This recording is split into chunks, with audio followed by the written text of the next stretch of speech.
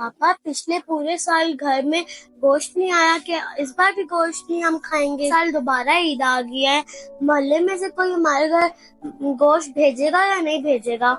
जी बेटा जरूर मिलेगा इंशाल्लाह, हमें भी लोग गोश्त देंगे। लेकिन पिछली ईद में तो हमें किसी ने गोश्त नहीं दिया था। लेकिन अल्लाह ने हमें भी तो देखो पूरा साल भूखा तो नहीं रखा है ना।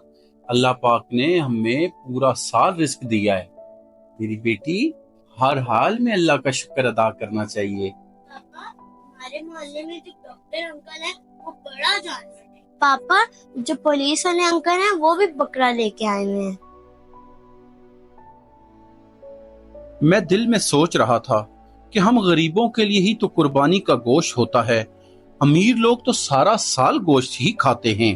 यही सोचते हुए मैं ईद की नमाज के लिए मस्जिद की तरफ चल पड़ा।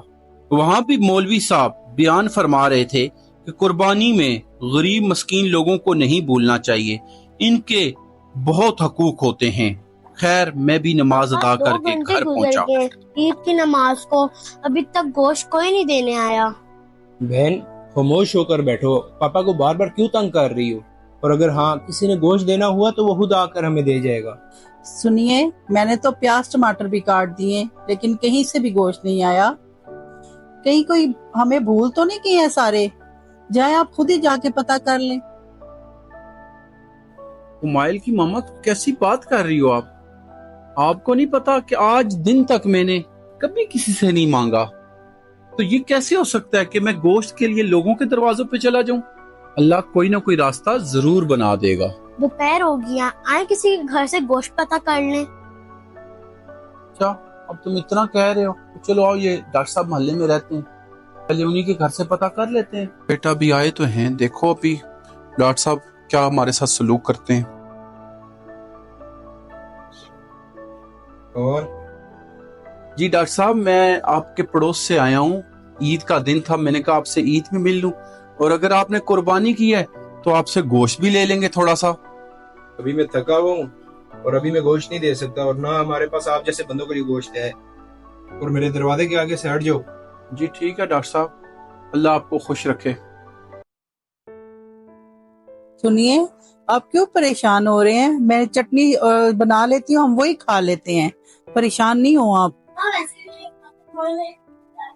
दरवाजे पे कौन आया? दरवाजे पे देखो। हाँ जी कौन? जान मैं बशीर बात कर रहा हूँ, रेडी वाला सब्जी की। तो मैंने कुर्बानी की थी, ये थोड़ा सा गोश्त है, ये आप ले लें। अच्छा भाई मैं दरवाजा खोलता हूँ, बहुत मेहरबानी, बहुत शुक्रिया, अल्लाह आपको खुश रखे। कौन था भाई? बेटा वो साथ वाला बशीर था, वो गोश्त लेके आया है कुर्बानी का, और उसने कहा कि मैंने कहा मेरे वो कह रहा था कि कोई रिश्तेदार हैं जो गांव में थे, वो ज्यादा गोश्त उन्होंने भेजा है, तो मैंने कहा मैं इतने गोश्त का क्या करूंगा, तो कुछ गोश्त उसने हमें फिर दे दिया है। पापा देखिए, मैंने सुबह ही ईद की नमाज में दुआ मांगी थी और अल्लाह ताला ने गोश्त भेज दिया हमारे घर। पापा पापा आपको पता चला है? जी बेटा क्या हो गया? पापा जो ईद का लोगों ने गोश्त अपनी फ्रिजों में डैम्प किया हुआ था ना, कल जो तूफान आया तो रात को भी बिजली नहीं थी और आज सुबह भी बिजली नहीं थी, जिसकी वजह से मोहल्ले में जितने लोगों ने फ्रिज में डैम्प किया हुआ था गोश्त, सारों का खराब हो गया और अब उनने गलियों में फेंक दिया, जो अब कुत्ते खा रहे हैं।